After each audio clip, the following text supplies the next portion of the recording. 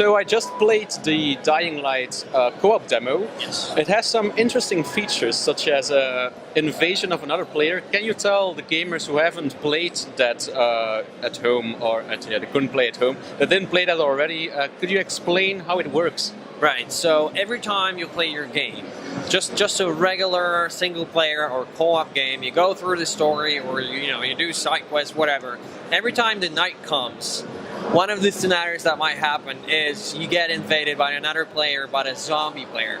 And when that happens, well, you have to deal with the threat. And how you do it is there are certain hives on the map and you need to destroy them. At the same time, you only, as a group, you only have a certain amount of respawns, and so if the zombie kills you a number of times, and it doesn't matter if he kills one person 5 times, you only have like 6 respawns for the whole group. If it kills 6 times, you lose the game. On the other hand, if you destroy the hives, you win the game. Of course, you can also kill the zombie player, and if you do, that means you have a certain window of opportunity. So before he respawns, you can actually get to the hives and destroy them. Yeah, and of course, if you do it as a human player, you get extra XP, so you get to level up your character faster, you get faster access to special abilities, but also you get access to special crafting materials. And so there are certain recipes, blueprints, that you will be only able to craft if you get those special materials. So it's worthwhile to engage in those matches. And if the player plays as the monster, does he have some kind of benefits from it? Oh yeah, absolutely. Now, I can't dive into too many details just yet. We'll be covering Zombie Player later this year with detail, but what I can tell you is that yes, he has his own skill tree. You get experience points, you unlock his abilities, and you get to fine-tune his character to the way you want to play it.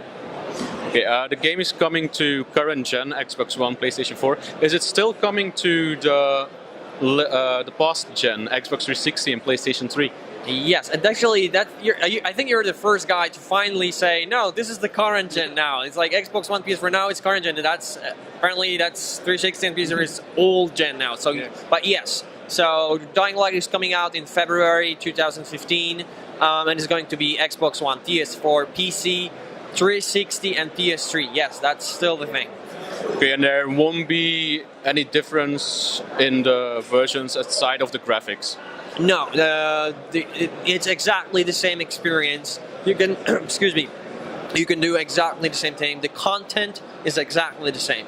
Of course, the new machines are just more powerful than it, so that means the game just looks better. But outside of that, it's the same experience. Okay, one last question. Why do gamers at home need this game?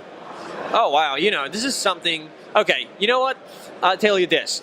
Many years ago, you would play Wolfenstein. I'm telling this all over, but I really believe it. You would play Wolfenstein and there was no jumping. Then they added jumping to the games, and it was like, if your game didn't have jumping, it was lame. Like it's basic. You gotta have jumping. Now, I believe that the level of freedom that we're giving you with this game, like that you just grab anything and you just go over it, you climb a fence, you get on top of that building. This is the next step of evolution in the first-person games. I dare you that if you play Dying Light for a couple of hours and then you go back to the regular FPS game, you're gonna feel so weird, like so constrained. Suddenly you can't jump on the roof or climb a fence. That's weird. So I would hope that in coming years, that's gonna be basic for the FPS genre. And that's why you gotta play this game. You gotta check it for yourself. And you know what? There's also, especially on the new generation consoles or PCs, the magic share button. Yeah. That's really awesome because you know what? The Dying Light, it has a lot of emergent gameplay. So, stuff just happens. So I want to see you taking this game as far as possible, and I want to see those videos on YouTube, like the most bizarre craziness. I want to see how far you guys can take this game.